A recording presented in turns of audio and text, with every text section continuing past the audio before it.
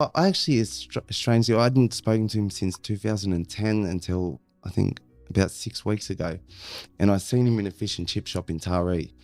And he's from the Central Coast, like hours away. So it's completely random that I'd seen him there. And yeah, it was just Explain that. such a coincidence. Explain that feeling do you remember what? I don't know, because it was so instant. But I remember going into the fish and chip shop and then someone saying, Nathan. And I turned around and he was right in front of me. And I was like, oh, shit. No, I didn't know what to say. I was like, oh, hi, Dad. Like, What do you say? Yeah. What do you say after so long? I felt like, he went and had lunch and I gave him my phone number and told him, I'll come and meet my daughter, we've got an 11-month-old at home. So come and meet her. That's your grandchild. Bring Denise, that's his wife now. So he's brought her around, and I just remember I was really excited to show him my daughter and that I was now in a place where I was successful. Very different place. Yeah. Even though he came over and he sort of giggled, he's like, oh, look at this. He didn't really understand how well I was doing now. Mm-hmm. He just thought, I'm painting this silly stuff, or to someone that doesn't understand art, he's looking at this stuff like, oh, wow, who painted this? Your kids, Mm-hmm.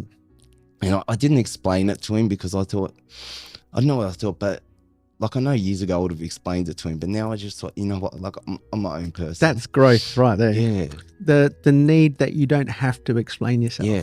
Yeah. Which means to me, you stop seeking his approval. Yeah. I think when I found Buddhism, I found it just before I found art. So it was kind of I found Buddhism and I started trying to figure out who I was and why. I go into jail, and I went to jail. I ended up doing 12 years out of 16 years from between 19 and 35. And it was all through drugs and, just going out and fighting on the streets. And yeah. So he's in there, but I just remember everyone, they told me I was so different, I didn't belong there. But they said whenever I go into a wing, everyone respects me there. Everyone knows I can fight. Everyone knows I'll go to the next level. They don't know I'm doing it out of fear, I walk around confidently, but really inside I'm no one approach me. Don't approach me, I don't want the trouble. I don't want that. Yeah. And it was this shell I had on, this armor. But they all said, when you're in a wing, you light it up. Everyone's happy. You bring this energy, and as soon as you leave, everything goes to shit. Yeah, I don't know what it is, but I always try and make the best out of things.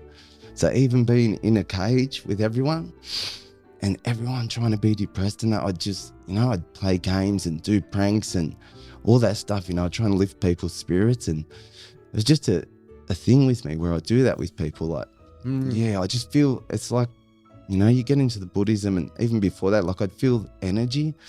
You feel the energy of people sometimes, and you want to give them the energy you've got. You're I want you to feel this. This is I feel so great, and even if you put a cage around me, I'm going to make the best of it.